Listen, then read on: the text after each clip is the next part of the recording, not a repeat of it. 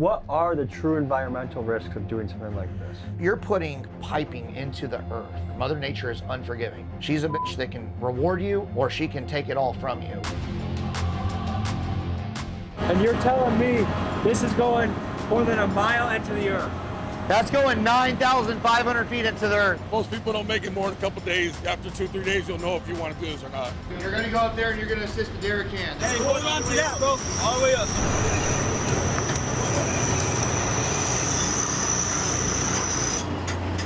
Holy fucking shit. We have just less than $3 million in this field, and it's making 6 figures a month profit. This, folks, is one of the highest fatality jobs on the planet. And out here on the rig, you are working on top of a highly pressurized well that could explode at any second. We're talking about over 80 backbreaking hours a week, risking life and limb to wrestle pipe and produce liquid gold. Today, a rowdy Texas entrepreneur named Brent Franklin takes us to experience one of the most dirty and dangerous jobs there is, the oil fields. Let's get to it, but first, a quick word from the sponsor of today's episode. Folks, there's a great shift happening right now, and it's coming in the form of an AI wave. Right now, there are models that can process entire databases, AI agents that can do tasks while you sleep. And if you're not using this technology to your advantage, you might be left behind. And that's why I want to talk to you about Outskill, the world's first AI-focused education platform. And it's already impacted 10 million people across 100 countries. Here's what's happening this weekend. Outskill is running a 2-day, 16-hour mastermind, and it's led by practitioners from companies like NVIDIA, Microsoft. These are the people that are actually leading the charge when it comes to this AI revolution. They're going to show you how to build AI agents that can plan, execute, and report to you. And they're going to show you how to connect your tools into systems that can print for you around the clock. And folks, this mastermind is free to join. On top of that, if you register now, you'll unlock $5,000 worth of bonuses, including an AI prompt Bible, a personalized toolkit builder, and a roadmap to profit through AI. Now, according to Trustpilot, 93% of the people that have tried Outskill have given them a 5-star review. Folks, click the link below or hit this QR code right here to register for this mastermind. Remember, folks, knowledge is power. This is something you're going to want to learn because the change is coming whether we like it or not. And now, folks, back to the video. One show I grew up loving was Mike Rowe's Dirty Jobs. And today we're going into a very rough job, the business of the Texas oil fields. It's dangerous, it's dirty, it's interesting, and there's a lot of money to be made. We're on a private airstrip right now. We're gonna be taking off on this plane right here. We're gonna be flying into the night to the Texas-Mexico border that I hear has some cartel influence to learn about the business of drilling oil, producing oil, what they call the upstream side of oil production. We have a great entrepreneur that's going to tell us his story, going from homeless to making it in the oil business. This is a Dirty Jobs Tommy G edition. We're going to be hitting it here. All right, so a lot of people know of the oil field, but they don't know the in-depth side of it. What I'm hoping that Tommy gets to see is the real shit. This dude's a fucking OG. I want them to see what goes on behind everything, behind the pump. A lot of people think oil and gas prices, don't drill, oil's bad, fracking, yada, yada. I want people to know exactly how the fuck this works, how dangerous it is, and also how much fucking money it takes to become an oil tycoon. Plane's supposed to take off in 10 fucking minutes. We gotta go. You know, there's a lot of people that want to sleep in. For me, I'm excited about life. I'm excited about what's going on. I don't really need an alarm clock. You know, I really just love what I'm doing. So my name is Brent Franklin, and today I'm here with the world famous Tommy G. We're getting ready to go out to Zapata, Texas. Now, this is heart I wish I had a cartel hat country. like you. We actually were going to bring you a hat. We got you a hard hat though. We're going into cartel country. We're going to cartel country. It actually used to be the gas capital of the United States, and now you're going to go out there. It's kind of a ghost town. It's been really heavily taken over by cartel, and we're one of the only drilling contractors down there. Cool, let's roll. Let's rock.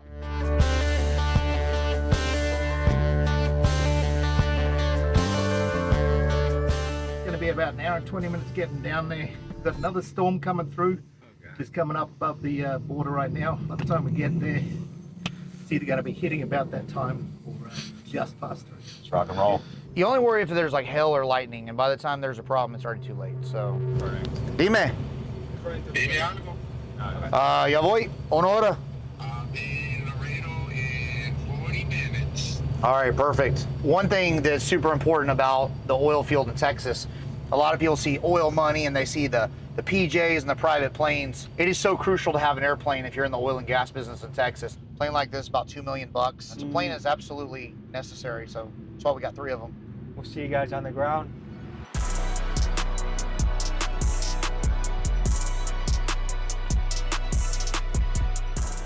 All right, it's 10 o'clock. What's next in this arrangement? Well, we got to hop in some work trucks and we're going to run out to the oil field. So we got about an hour run and we're going to Zapata, Texas. So it's about an hour up the road. Check this out. Okay.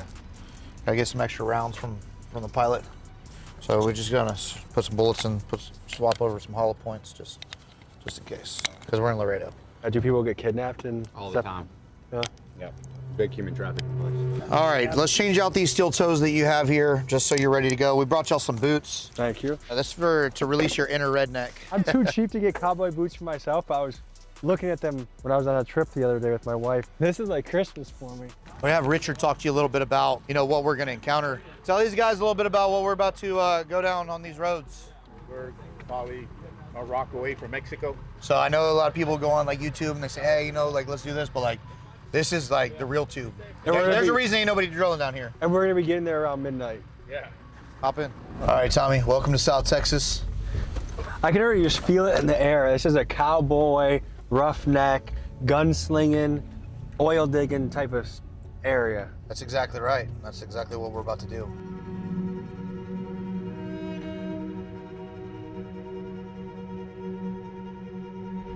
We're pulling into the oil rig. It's loud, it smells.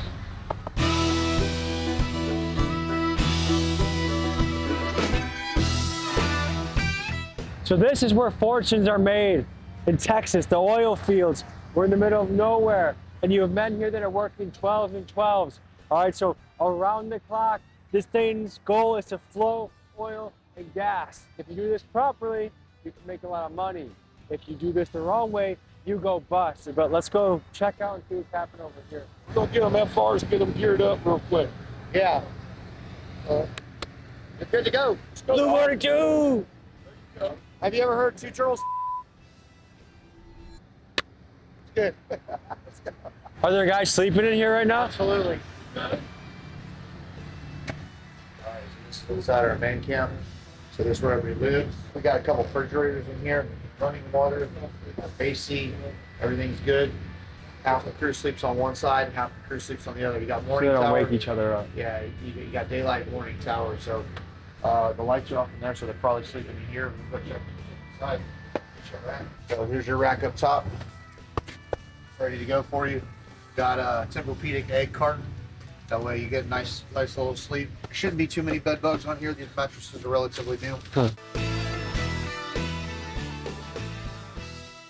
This is where the big boss lives, and this is where we run everything. So if you see over here behind on this computer, this tells us all kinds of things. It tells us our hook load. It tells us at what depth our bit is. It tells us our pace on gas. As you can see right now, we're just sitting there. We've got 104 units of gas.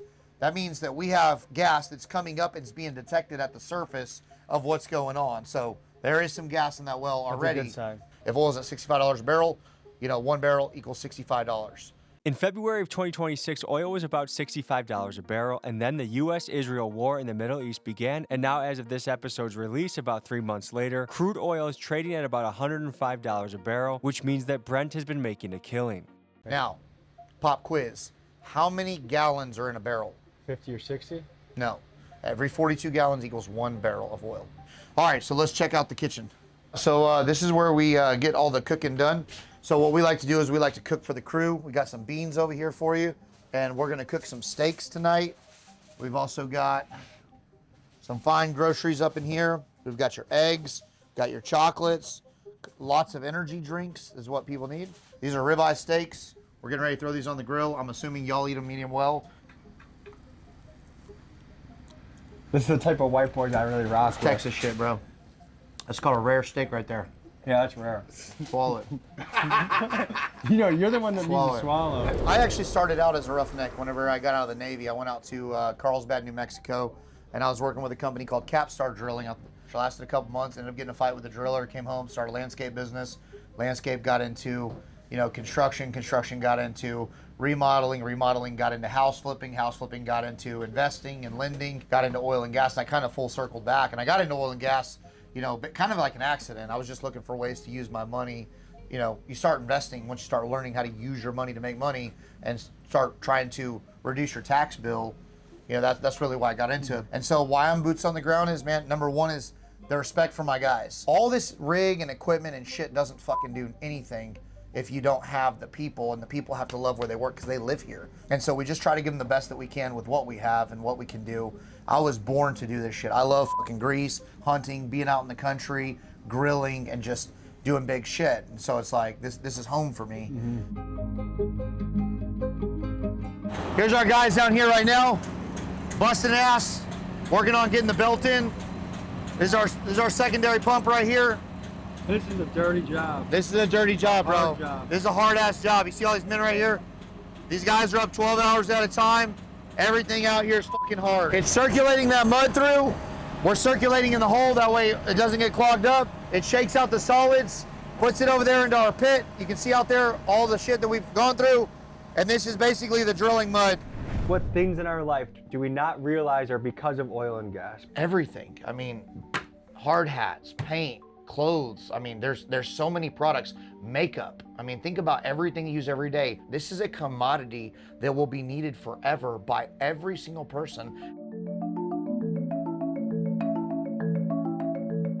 This is an oil rig. This is drilling an oil and gas well. The rig is the machinery that puts the well into the ground. Once we're done putting the well in and installing the pipe, we'll move this rig off and we'll move a completion rig in. This is a drilling rig. The drilling rig drills the well. And you're telling me this is going more than a mile into the earth? That's going 9,500 feet into the earth. That's unbelievable. Yes. Ready to go up on the rig? Yeah. All right, let's go. I just gotta say, it's moments like this, on an oil rig, almost 1 a.m. I love my job. It's a beautiful day, bro. I love my job too, man. So this is the belt that we're changing out right now on our pump. Those belts broke. Those are $4,000 a piece. Yeah, so these guys, man, are top notch. Some of them came from West Texas. Some of them are guys from South Texas.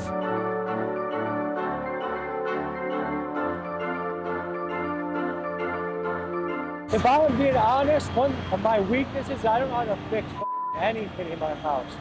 So I would not be a good fit for a job like this. Anything that goes down that stops the operation, they have to tackle it as a team and get to work. And so I can see why the team environment aspect of this would be pretty exciting. We can purchase these rigs for anywhere from $500,000 to $2 million. Put $500,000 to $1 million in it, and you've got a $7 to $10 million rig out here, the actual equipment. This shit is not for the weak at heart. It's not easy at all. Some of these men are away from their families for 30, 40 days at a time. Yeah, and then they go home for 2 or 3, and then they're right back at it.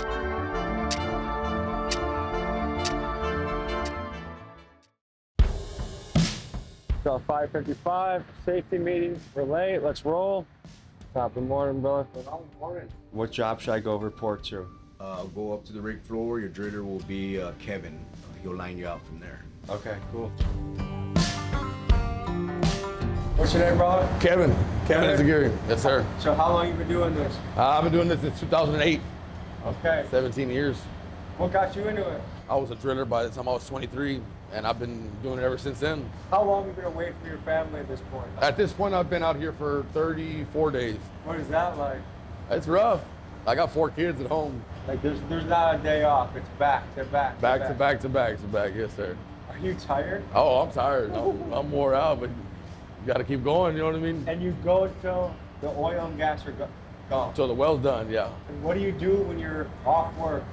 I got a ranch. I got 48 acres. I like to hunt. I got a couple of trucks. I like to work on my trucks and spend time with my kids. I can't do a 9-to-5 job. It's all I've ever done. This is what I like to do. I like to be out here.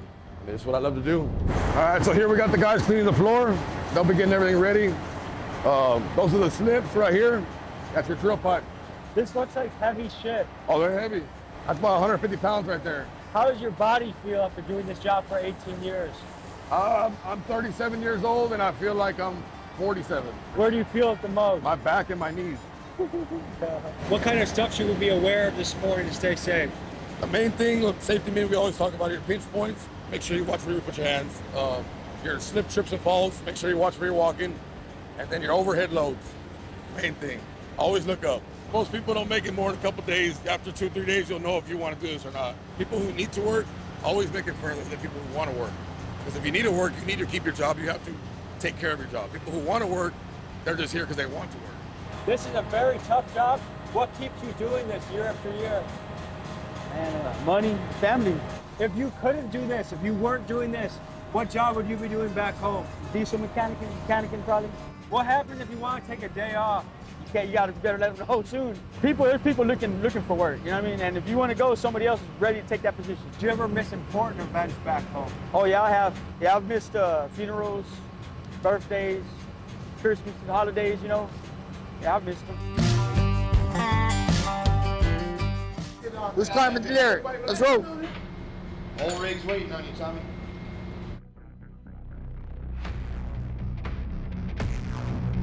You're gonna go up there and you're gonna assist the derrick hand. There's a guy up there with tripping pipe. You're gonna take the pipe, you're gonna rack it back. You're gonna unhook the pipe from the elevators. You'll learn when you get up there. Let's go.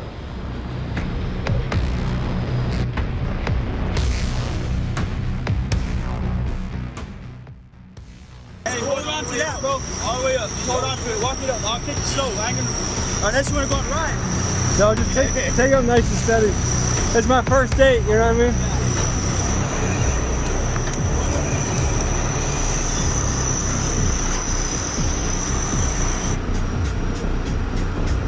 A little bit more.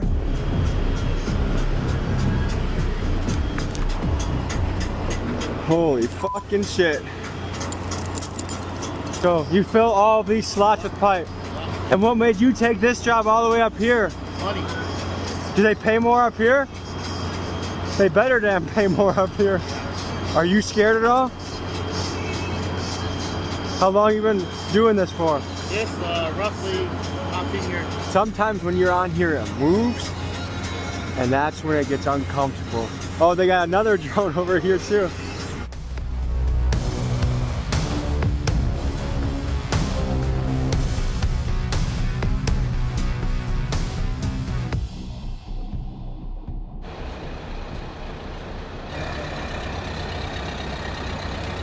That's the Texas oil business, baby. Let's get it. So just think, in 4 more hours, you'll earn one of these. That's it? All right, so what you're getting ready to do is you're getting ready to disconnect this pipe with these iron roughnecks. Forehand right here is about to show you how to operate them. They're all hydraulic. Those are your slips. You're gonna pull those after you disconnect on the next connection. Hop over here, get with this forehand. All right. Be kind of easy with it. Just use your boom out first. Now right there, you're gonna stop. Whoa, whoa. Go back a little bit. This middle one right here, it'll rotate your makeup and breakouts. Okay. So push this one. Now we'll rotate This way? this way? Yes, sir. All right. Now release. 80 more of those just to take it out. We gotta go in and out. We gotta do this a minimum of 12 times on the 12. You're gonna rack this pipe back over in front of this rock right here. Your derrick man's gonna get it, move it back around. You're gonna push that pipe over there. Watch your toes. Okay. Watch your hand. Come on, watch your hands. My hand? Your hand. Here. Watch your hand. Jesus Christ.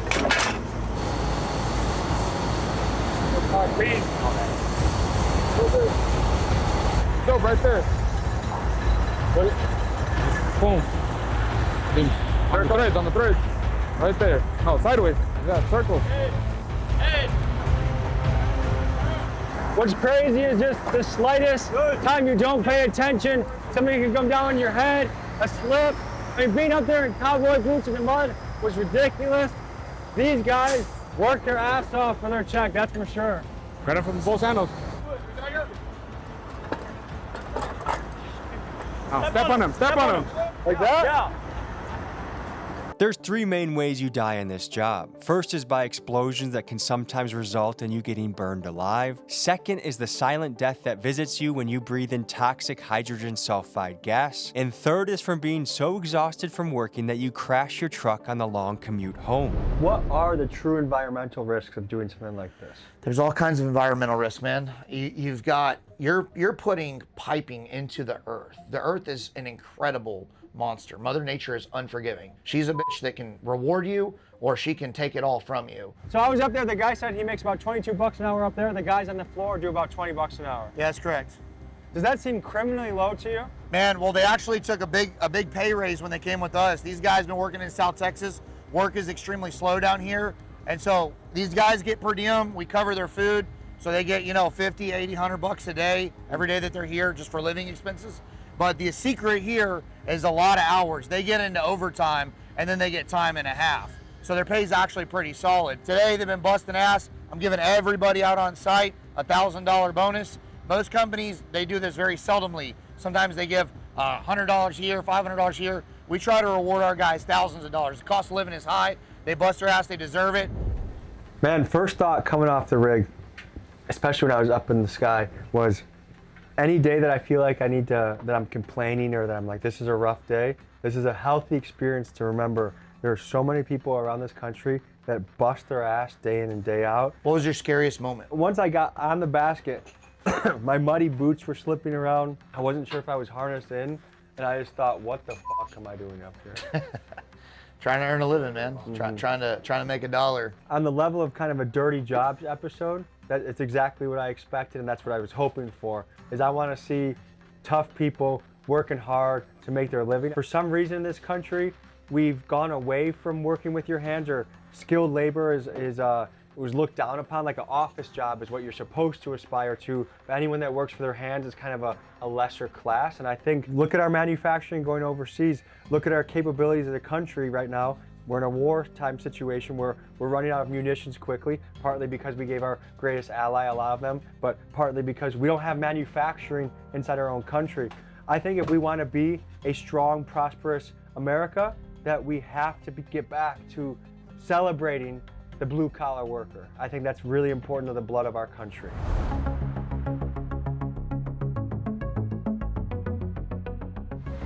All right, cool. 6 guys, $6,000. Take care of our hands. Always support your blue-collar workers. People are out here busting their fucking ass. Now's not the right time, but it's always the right time to make a little cash. Thank you. Where's the other hand? No. Thank you, bro. That's a wrap. I'm gonna find these other 2 guys. We're gonna bounce.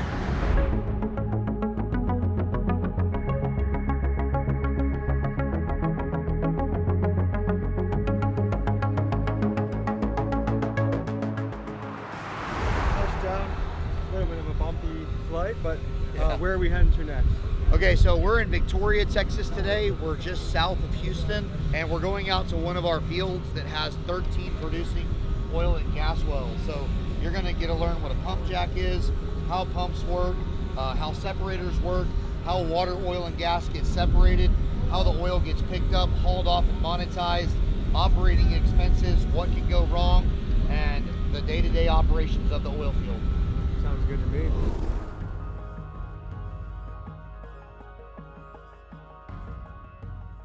How much did you do in 2025 in business? In 2025 in business across all platforms, we did over 40 million. So that's your high on the hog moments. Tell me about the low moments in business. There's been a lot of low moments. You know, I made my first million in real estate wholesaling. In 2023, I had a real bad spill where I was $4 million in debt, borrowed some money from some friends to buy some equipment to get one of my businesses off the ground, did a ton of work, and had to climb out of the hole. I had 56 bucks in the bank at Christmas, almost $200,000 owed to my staff immediately, and no money coming in because we didn't get paid for doing a bunch of work. And that was the one that I thought we definitely weren't going to recover from. But got good, got in church, and just focused and handled one problem at a time. Go from 1 year being massively in debt, almost on the brink of losing your business, to 2 years later, tens of millions of dollars. Correct. You just saw was a workover rig. This is the rig that they use to complete the wells. So after we drill it, we need to put pipe and packers and things in it. This is kind of like the repair rig and the completions rig.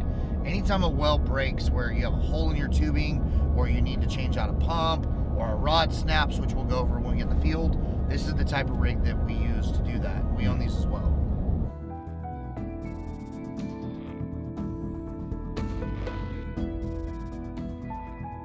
So what are we walking up to right here? All right, this is our production facilities. So this is also known as our tank batteries. This is where we have water, oil, and gas coming from our well out in the field. It pumps. It comes over here. It goes through a separator.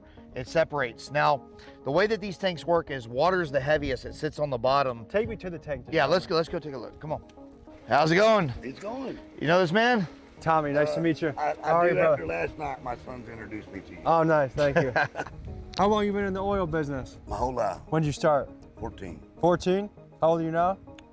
54. Okay, so what do you do here? Basically, I keep the lease operating. This one is a little different than your normal average old well or gas well facility. This one's it's more of a plant. They call it a water dry. Okay, so what we do is we make a lot of water. Okay, and what we do is we skim the oil off the top of it and obviously sell the oil and maintain it. Well, we put the water back down whole. So we're rotating all the product down in the earth, in other words. First of all, you have the voice of a manly man. I just want to tell you that. And then this water is basically getting recycled, so Exactly it can keep right. processing the oil Yes, sir. over and over and over. Mhm. What kind of stuff do you have to know to do your job?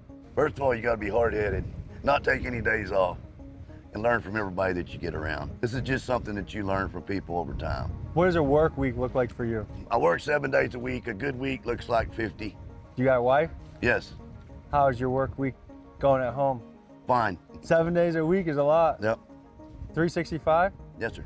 Wow. So let's talk about this closed loop system, right? I want you to think about the earth for a second. Out here, we've got a blanket of formation that rolls at about 5,400 feet. And in that formation, there's a lot of water. Water is the heaviest, it sits on the bottom, oil floats on top, and gas goes to the cap of it.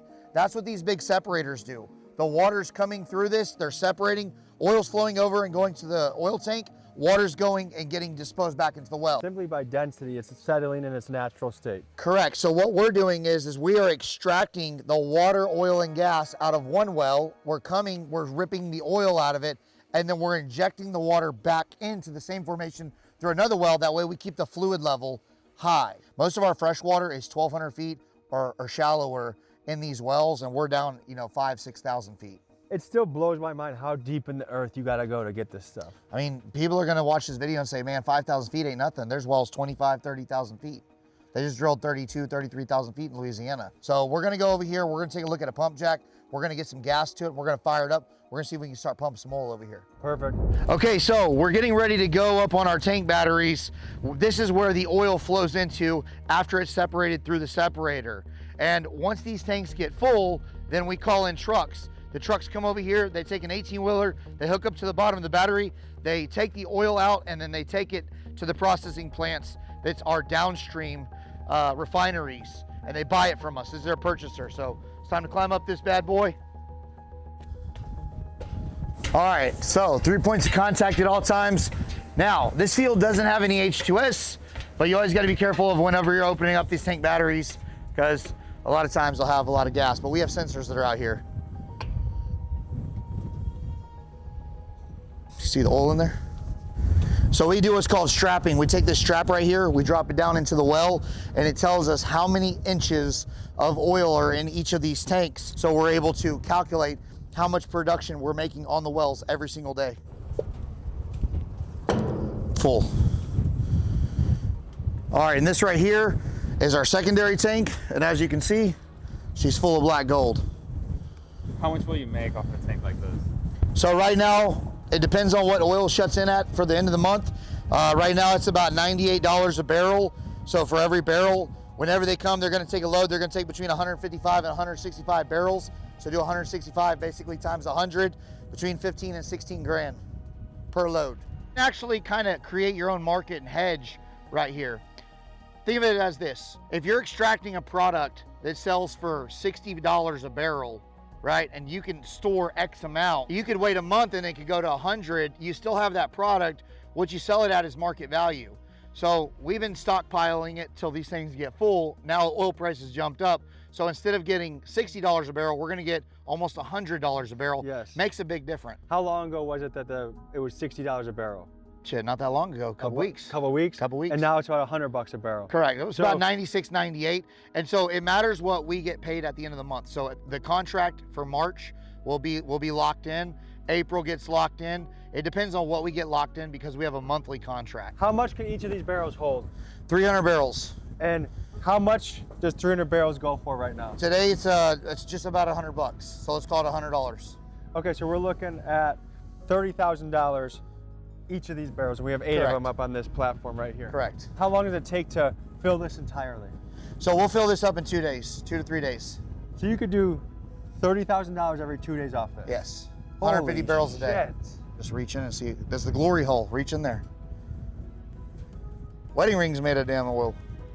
So this at the top layer is oil. That is oil. This right here is black gold. That is it. You can come take a look in here.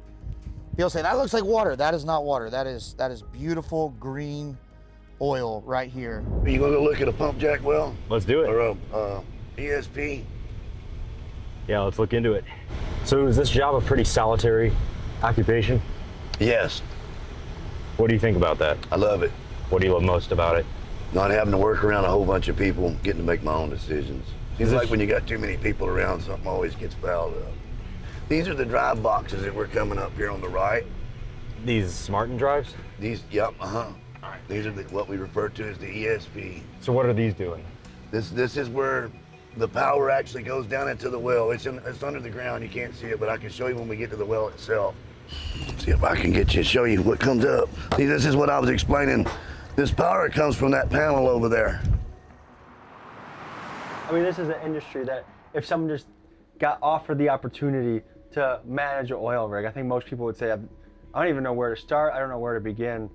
This is not an opportunity. What's the first question you ask before any job? What do I got to do? What's the pay?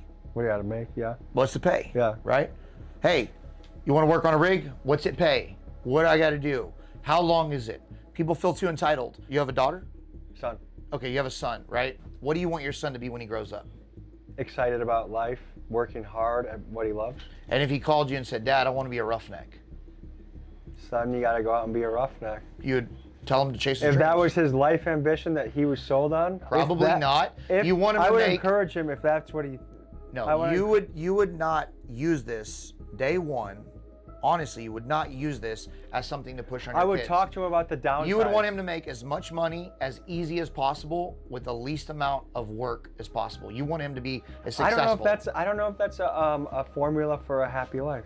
Doing everything as easy as possible for the most amount of money. I think also we're kind of conditioned to think that those jobs don't pay well, but I think the average plumber is making more than the average office person in this economy. The people that do pick that profession, they're gonna have way too many customers and not enough competition, which is a good problem for the plumber, but a bad problem for society.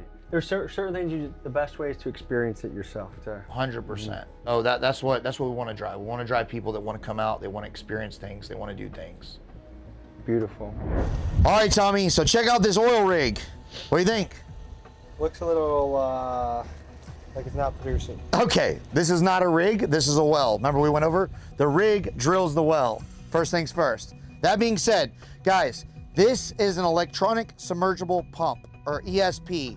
And some wells have different forms of artificial lift. Some of them have pump jacks. This one in particular has a power cord that goes all the way down and hooks to a pump that spins at high RPMs and moves fluid from the formation up the tubing and into the flow lines that go over to the separator. You guys want to see what comes out of it? Hell yeah. Okay, get. Everybody back up. So this is what we're moving right now. Pretty incredible, huh? That's oil. And water and gas. And as it levels out, the oil will float on top of the water. You can see it sits in there and there's your oil cut right on top. And you just got to separate the water. And you can feel this. What do you feel? Nice and warm. It's hot. It's from the formation. It's hot down there. So folks, I think it was really cool. We got to learn about oil, something that runs this world quite literally, and that we use in our everyday life we might not give much thought to. And we got to go more in depth. We got to see the dirty side of this job, the rough side, but also the entrepreneurial side. Absolutely. If you want to check out more of Brent Franklin, both his social media and his company is linked in the description. I had fun on this journey. Had fun getting my hands dirty. Thank you, brother. Tommy, they don't make them like you anymore, brother. Yee. See you next week, guys.